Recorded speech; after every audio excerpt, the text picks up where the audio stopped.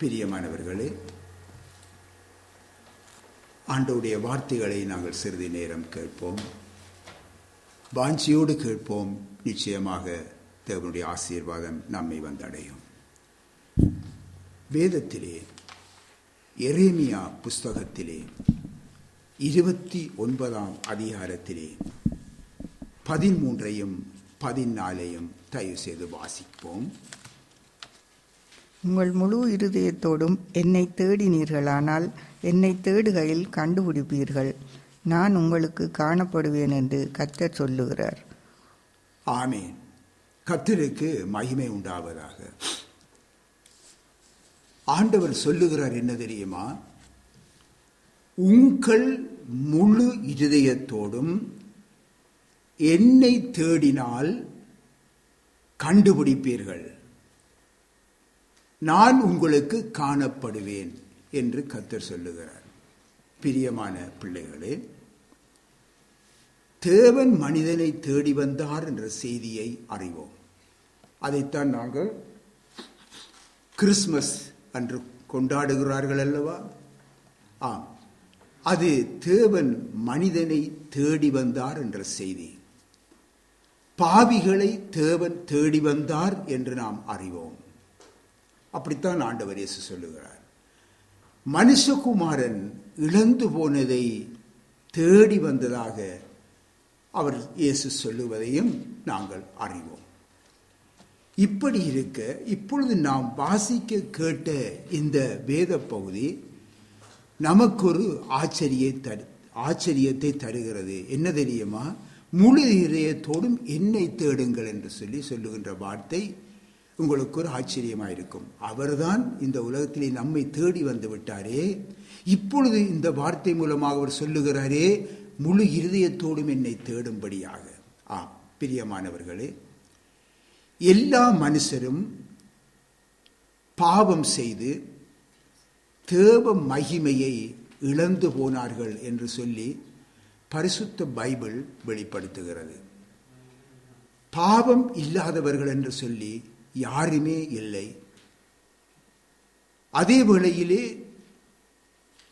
சொல்லலாம், நாங்கள் எந்த பாவமும் செய்யவில்லை, நாங்கள் யாருக்கும் அநியாயம் செய்யவில்லை, நாங்கள் மற்றவர்களுக்கு நன்மையே செய்து வருகிறோம், ஆகவே நான் என்னிலே பாவமில்லை, நான் சுத்தமாக இருக்கிறேன் என்று சொல்லலாம். ஆனாலும் ஒன்றை நாம் தெரிந்து கொள்ள வேண்டும்.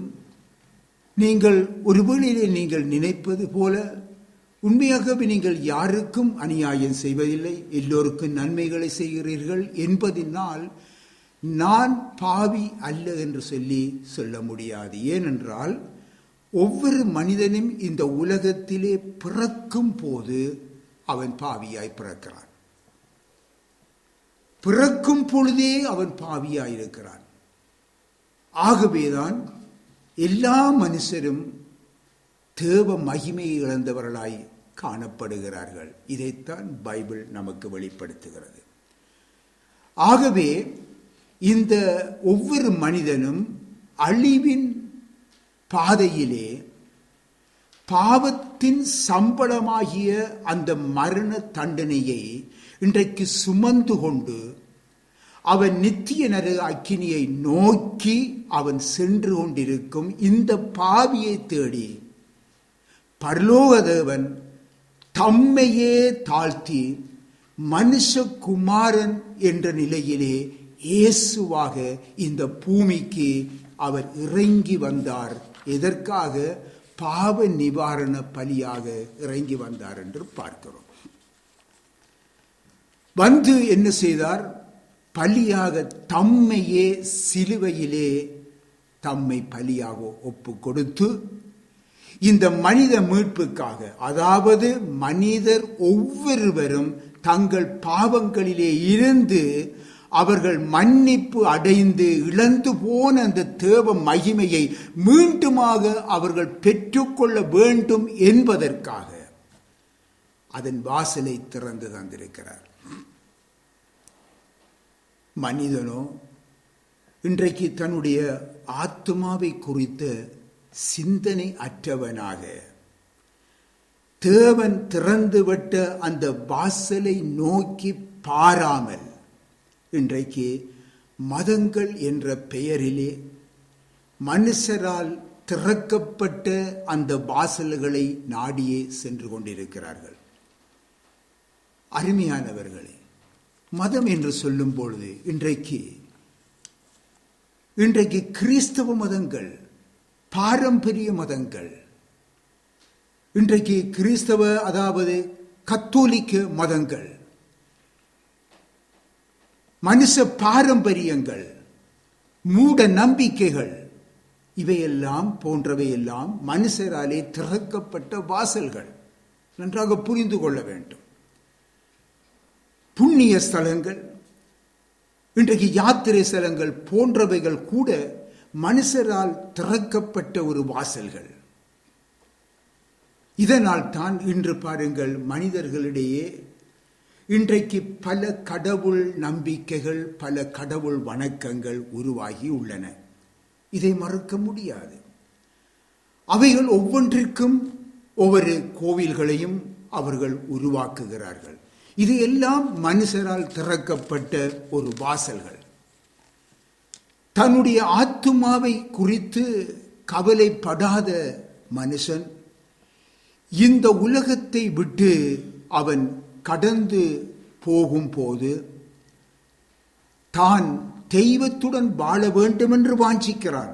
உண்மைதான், அது நல்லதுதான். ஆனால் எப்படி? அதுதான் கேள்வி. எப்படி தெய்வத்தை இந்த உலகத்திலே அறியாமல், அவரை தேடாமல், அந்த வாசலை அறியாமல், தன் ஆத்துமா பாவத்திலிருந்து விடுதலையாக்கப்படாமல் பாவத்தோடு இந்த உலகத்தை விட்டு கடந்து எங்கே போயிருப்பான்? சிந்தித்து பாருங்க. ஒவ்வொரு மனிதனும் சிந்திக்க வேண்டிய ஒரு காரியம். கர்த்தர் சொல்லுகிறாரே, உங்கள் முழு இருதயத்தோடும் என்னை தேடினால் கண்டுபிடிப்பீர்கள். எப்பொழுது? இந்த உலகத்திலே நமக்கு கொடுத்திருக்கிற இந்த வாழ்க்கையிலே நாங்கள் அதை செய்துவிட வேண்டும். உங்கள் முழு இருதயத்தோடும் என்னை தேடினால் கண்டுபிடிப்பீர்கள், நான் உங்களுக்கு காணப்படுவேன் என்று சொல்லுகின்றார். நாங்கள் தேடுகிறோமா? இழந்து போனதை தேடவும் இரட்சிக்கவுமே மனுஷகுமாரன் வந்திருக்கிறார் என்றும் ஆண்டவர் இயேசு சொல்லியிருக்கிறாரே. இப்படி இருக்க இன்றைக்கு அவரை தேடுகிறோமா? நமக்குள் ஒரு ஆத்துமா இருக்கிறதல்லவா, அது வாழ வேண்டும் அல்லவா? இதை நாம் நினைக்கிறோமா? பரிசுத்த பைபிள் சொல்லுகின்றது, ஆத்துமா அறிவில்லாதிருப்பது நல்லதல்ல என்று சொல்லுகின்றது. எந்த அறிவை குறித்து? அந்த ஆத்துமாவுக்கு என்ன அறிவு தேவை? தன்னை படைத்தவரை குறித்த அறிவு தேவை, தன் சிருஷ்டிகரை குறித்த அறிவு தேவை. ஆகவே அந்த யார் என்னை படைத்தது, அந்த சிருஷ்டிகர் யார், இதை இந்த ஆத்துமா அறிய வேண்டும். அந்த அறிவு தேவை. இது எல்லா ஆத்துமாக்களும் என்னுடையது என்று கர்த்தர் சொல்லுகிறார். எல்லா ஆத்துமாவும், அதில் எந்த வித்தியாசமும் இல்லை. எல்லா ஆத்துமாவும் என்னுடைய என்று கர்த்தர் சொல்லுகிறார். அவர் யார்? தேடுகிறோமா? பாவம் செய்கிற ஆத்துமாவே சாகும் என்று அங்கே தேவனாய கர்த்தர் சொல்லுகிறார். ஆகவே அந்த பாவத்தோடு இருக்கிற ஆத்துமா தான் சாகும். அருமையானவர்களே, ஆகவே நாம் ஒன்றை தெரிந்து கொள்ள வேண்டும், அந்த ஆத்துமாவை கொல்லுவதற்கு நாங்கள் காரணமாய் இருக்கக்கூடாது. அது நாம் காரணமாய் இருப்போம் என்றால் தேவனுடைய பார்வையிலே நாம் கொலைகாரராக மாறுகின்றோம். இன்றைக்கு பாருங்கள், அதே வேளையிலே தன்னைத்தான் இன்றைக்கு எத்தனை பேர் மாய்த்து கொள்ளுகிறார்கள். தற்கொலை என்று சொல்லுவார்கள், தற்கொலை செய்து கொள்ளுகிறார்கள். இன்றைக்கு தொட்டதுக்கெல்லாம் தற்கொலை. பரீட்சையிலே பாஸ் பண்ணவில்லை என்றால் தற்கொலை, அல்லது யாரும் ஏதோ கோபித்து சொல்லிவிட்டால் அதுக்கு தற்கொலை சர்வசாதாரணமாகிவிட்டது. அருமையானவர்களே, அதை எப்பொழுது சிந்தித்து பார்த்திருக்கிறோமா? நாம் நம்மையே மாய்த்து கொள்ளுவோமாயின் தேவனுடைய பார்வையிலே நாம் கொலை பாதகராயிருக்கிறோம். அவர்கள் தேவனுடைய ராஜ்யத்திலே பங்கு கொள்ள முடியாது. கொலை பாதகர்கள் தேவனுடைய ராஜ்யத்திலே பங்கு கொள்ள முடியாது. ஆகவேதான் தேவனை தேடுங்கள், முழு இருதயத்தோடும் அவரை தேடுங்கள் என்று சொல்லுகின்றோம். அவரை தேடி எங்கும் ஓட வேண்டாம். இன்றைக்கு மனுஷரால் ஹோலி லேண்ட் என்று சொல்லி உருவாக்கி வைத்திருக்கிறார்கள். வெறும் யாத்திரை ஸ்தலங்கள், புண்ணிய ஸ்தலங்கள் இப்படியெல்லாம் உருவாக்கி வைத்திருக்கிறார்கள். ஆனால் அவைகளை நாடி இன்றைக்கு மனுஷர்கள் ஓடுகிறார்கள். இயேசுவின் கல்லறையிலே ஒரு விசேஷம் இருக்கிறது என்று சொல்லி இன்றைக்கு எத்தனையோ கிறிஸ்தவர்கள் ஓடுகிறார்கள், மத கிறிஸ்தவர்கள் ஓடுகிறார்கள். ஏன் இன்றைக்கு சபை கிறிஸ்தவர்கள் என்று சொல்லுவர்கள் கூட இன்றைக்கு அந்த சத்தியத்தை புரியாமல் இன்றைக்கு ஓடுகிறார்கள்? ஏனென்றால் இயேசுவின் கல்லறையிலே எருசலேமிலே அது ஒரு விசேஷம் இருக்கிறதா. ஒருவர் வந்து சொன்னார், நான் இயேசுவின் கல்லறைக்கு அங்கே சென்று அந்த கல்லறையிலே நான் ஒரு விசை படுத்திருந்து விட்டு எழும்பி வந்தேன். எனக்கு ஒரு விசேஷித்த வல்லமை ஒன்று எனக்கு வந்திருக்கிறது. நம்ப வேண்டாம், நம்ப வேண்டாம். இதுதான் பிசாசின் ஆவிகள். இதைத்தான் ஆண்டவர் சொன்னார், நாமத்தை தரித்து கொண்டு வஞ்சித்து வாழ்வார்கள், எச்சரிக்கையாயிருங்கள். ஆகவே இயேசுவின் கல்லறை என்று சொல்லி ஓட வேண்டாம். அந்த கல்லறையில் அங்கே எந்த ஒரு விசேஷமும் இல்லை, அங்கே இயேசுவை காண முடியாது. அன்று இந்த கல்லறையிலே இயேசுவை தேடி ஸ்திரீகள் ஓடினார்கள். அவர் அன்று உயிரோடு இருக்கும் பொழுது அவரை நேசித்த எத்தனையோ ஸ்திரீகள், அவருக்கு பணிவிடை செய்த எத்தனையோ ஸ்திரீகள் இருந்தார்கள். அவர்கள் இயேசுவின் கல்லறையை நோக்கி ஓடினார்கள், வேதனையோடு இயேசுவை காண வேண்டும் என்று. அங்கே பரலோகத்திலே இருந்து அவர்களுக்கு ஒரு செய்தி அந்த கல்லறையிலே கிடைத்தது. என்ன தெரியுமா? உயிரோடி இருக்கிறவரை நீங்கள் மரித்தோரிடத்திலே தேடுகிறது என்ன? அவர் இங்கே இல்லை, அவர் உயிர்த்தெழுந்தார் என்ற செய்தி அவர்களுக்கு கொடுக்கப்பட்டது. அப்பொழுதுதான் அவர்கள் உணர்ந்தார்கள். இயேசு தங்களோடு இருக்கும் பொழுது நான் மரித்தவின் 3ஆம் நாள் உயிர்த்தெழும்புவேன் என்று சொல்லி சொன்னார் என்பதை அவர்கள் நினைத்தார்கள். ஆம், நன்றாக தெரிந்து கொள்ளுங்கள், உயிரோடு இருக்கிறவரை நீங்கள் மரித்தோரிடத்தில் தேடுகிறது என்ன? இன்றைக்கு சிலர் கல்லறை ஆண்டவர் என்று சொல்லி கல்லறையிலே தேடுகிறார்கள். குழந்தை இயேசு என்று சொல்லி அங்கே குழந்தையிலே தேடுகிறார்கள். இன்னுமாக அந்த யாத்திரை ஸ்தலம், இந்த யாத்திரை ஸ்தலம் புனித பூமி என்று சொல்லி ஓடுகிறார்கள். எங்கும் தேவனை காண முடியாது. பரிசுத்த பைபிள் சொல்லுகிறது, மனுஷனுக்கு செம்மையாய் தோன்றுகிற வழியாம் இதெல்லாம். தான் செய்கிறது சரி என்று அவன் நினைக்கிறான். இந்த செம்மையாக தோன்றுகிற வழி எல்லாம் உண்டு, அதன் முடிவோ மரண வழி என்று சொல்லப்பட்டிருக்கிறது. வேதத்திலே நீதிமொழிகள் 16 25 நீங்கள் வாசித்து பார்க்கலாம். நீங்கள் குறித்து கொண்டே நீங்கள் சென்று வாசித்து பாருங்கள். அப்படியே பரிசுத்த பைபிளிலே ஏசாயா 22ஆம் அதிகாரத்திலே 22ஆம் வசனத்திலே நீங்கள் வாசித்து பாருங்கள். அங்கே சொல்லப்படுகிறது, நாசியிலே சுவாசம் உள்ள மனுஷனை நம்புவதை விட்டுவிடுங்கள் என்று சொல்லப்பட்டிருக்கிறது. எண்ணப்படுவதற்கு அவன் எம்மாத்திரம்? அவனும் இந்த உலகத்திலே வாழ்ந்து அவன் நாளைக்கு இல்லாமல் போய்விடுவான். பின் ஆகவே உங்களுடைய நம்பிக்கை எங்கே இருக்க வேண்டும்? படைத்தவரை நோக்கி இருக்க வேண்டும். ஆகவே பிரியமானவர்களே, உங்கள் ஆத்தும ரட்சிப்புக்கு கர்த்தரை முழு இருதயத்தோடும் நீங்கள் தேட வேண்டும். அவர் உங்களுக்கு சமீபமாயிருக்கிறார், அவர் எங்கும் இல்லை.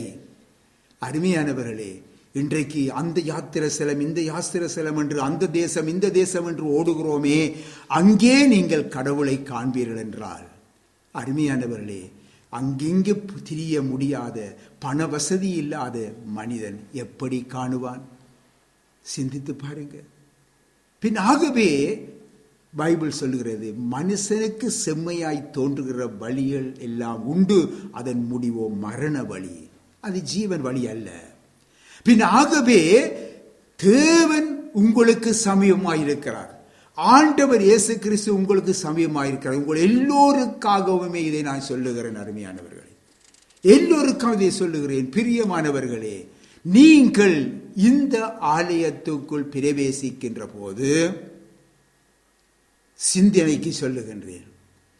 ஒரு கதவு மூலைக்குள்ளே நீங்கள் கதவை திறந்து வரும் பொழுது ஒரு மூலைக்குள்ளே ஒரு 100 €, அங்கே அந்த பணத்தாள் ஒன்று கிடக்கிறதை கண்டுவிட்டீர்கள். இந்த நேரத்திலே நீங்கள் எடுக்க முடியாது. பலர் எல்லாரும் வருகிறார்கள். பின் ஆகவே என்ன செய்கிறீர்கள்? அதுக்குள்ளே இருக்கிறது என்று சொல்லிவிட்டு நீங்கள் என்ன செய்து வந்து அதே சிந்தனையிலே இந்த ஆலயத்துக்குள்ளே இருப்பீர்கள் அல்லவா? ஆம், அது மனித சுபாவம். இப்போ இங்க செய்கிற ஜெபத்திலே சிந்தனை இருக்காது, ஆராதனையிலே சிந்தனை இருக்காது, இங்கே சொல்லுகின்ற பிரசங்கத்திலே சிந்தனை இருக்காது. உங்களுடைய சிந்தனை எல்லாம் எங்கே இருக்கும் தெரியுமா? அந்த 100 € இருக்குது அல்லவா, இது எப்ப முடியும், நான் போயிட்டு அதை எடுப்போம் என்று சொல்லி சிந்திச்சு கொண்டிருப்பீங்களே அல்லவா? ஒவ்வொருவரையும் தான் சொல்லுகிறேன், ஒவ்வொரு கிறிஸ்து தேவனுடைய பிள்ளைகள் என்று சொல்லுகிறீர்கள், உங்களுக்குள்ளும் இந்த பலவீனம் இருக்கல்லவா?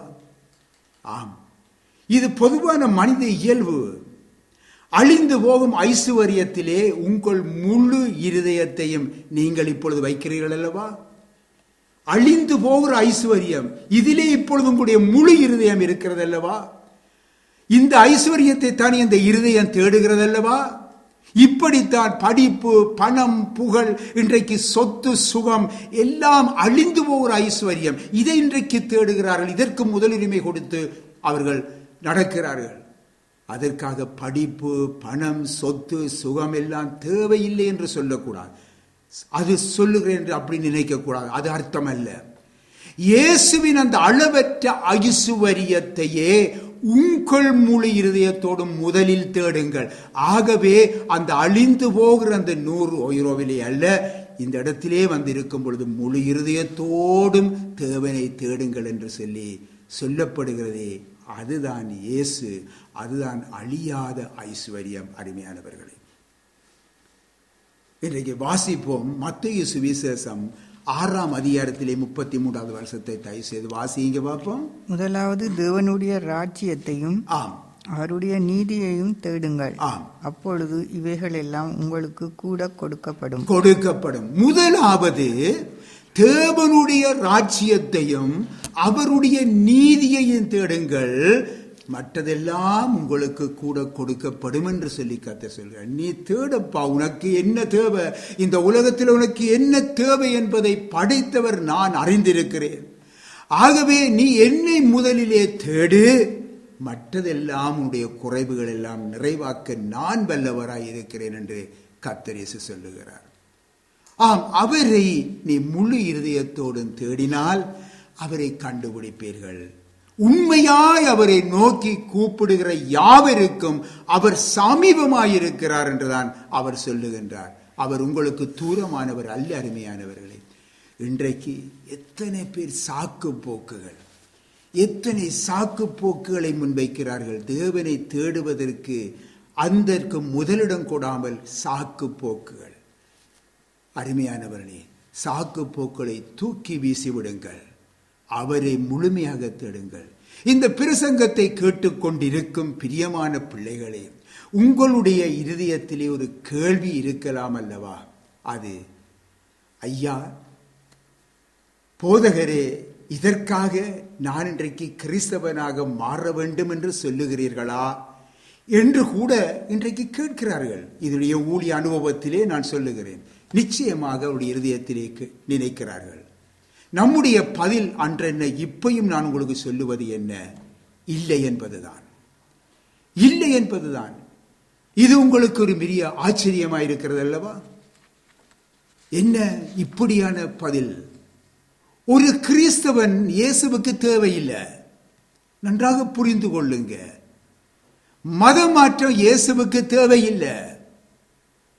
நாம் ஒரு கிறிஸ்தவ மதத்தை குறித்து உபதேசம் பண்ணவும் இல்லை. இயேசு சொல்லுகிறார், என்னிடத்திலே இடறல் அடையாதிருக்கிறவன் எவனோ அவன் பாக்கியவான். என்னிடத்திலே நீங்கள் இடறல் அடையாதீங்க. நான் தான் உங்களுடைய தேவன். நான் உங்களை சிருஷ்டித்தவர், உங்களை உருவாக்கியவர். அது மட்டுமல்ல, பாவத்தில் இருந்து உங்களை விடுதலையாக்க நான் இந்த பூமிக்கு என்னை தாழ்த்தி மனிதனாக இறங்கி வந்தேன். என்னிடத்திலே வாருங்கள், உங்களுக்கு இளைப்பாறுதல் தருவேன் என்று சொல்லி அவர் சொல்லுகிறார். ஆகவே என்னிடத்திலே நீங்கள் இடறல் அடைய வேண்டாம். ஆகவே ஒரு கிறிஸ்தவன் ஆண்டவருக்கு தேவையில்லை. நீங்கள் அனைவரும் கிறிஸ்துவினுடையவர்களாய் மாற வேண்டும் என்பதுதான் ஆண்டவர் இயேசுவின் விருப்பமாயிருக்கிறது. கிறிஸ்தவன் அல்ல, கிறிஸ்துவின் உடையவர்களாய் நீங்கள் மாற வேண்டும். இதைத்தான் நாங்கள் பரிசுத்த பைபிளிலே மார்க்கு சுவிசேஷம் 9ஆம் அதிகாரத்திலே 41வது வசனத்திலே நீங்கள் காண முடியும்.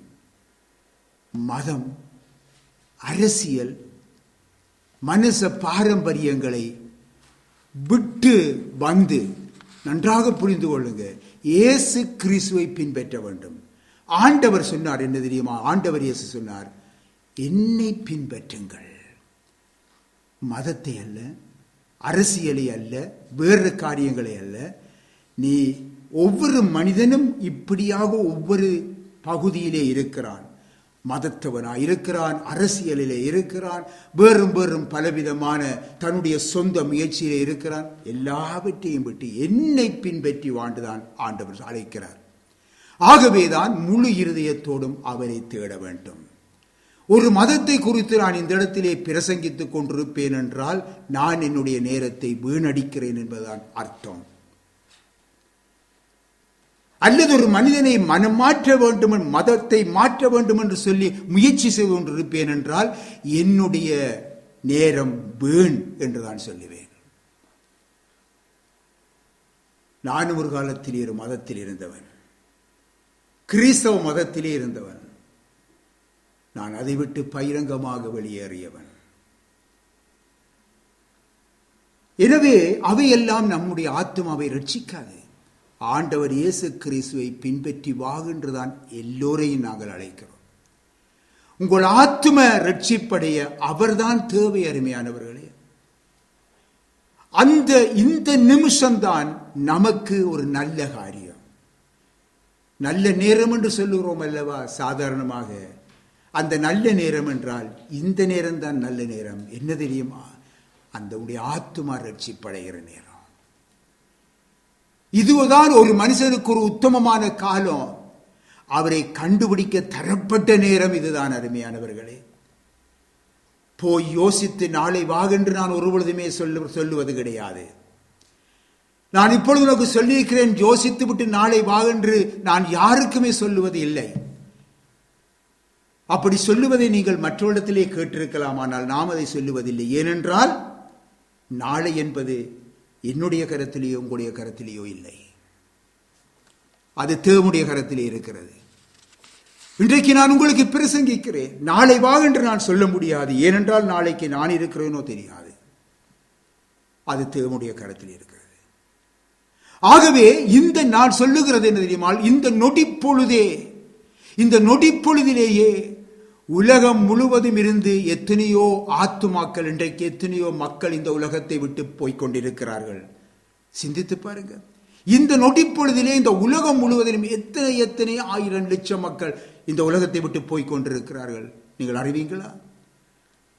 அவர்களில் அநேகர் இன்றைக்கு மதத்தை நம்பினார்கள், மத குருக்களை நம்பினார்கள், தங்களுடைய உறவினர்களை நம்பினார்கள், தங்களுடைய அரசியலை நம்பியிருந்தார்கள், பாரம்பரியங்களை நம்பியிருந்தார்கள், ஏன் பெற்றோரை நம்பியிருந்தார்கள். இவர்கள் எல்லாரும் அவர்களது ஆத்மாவை ரட்சிக்க முடிந்ததா?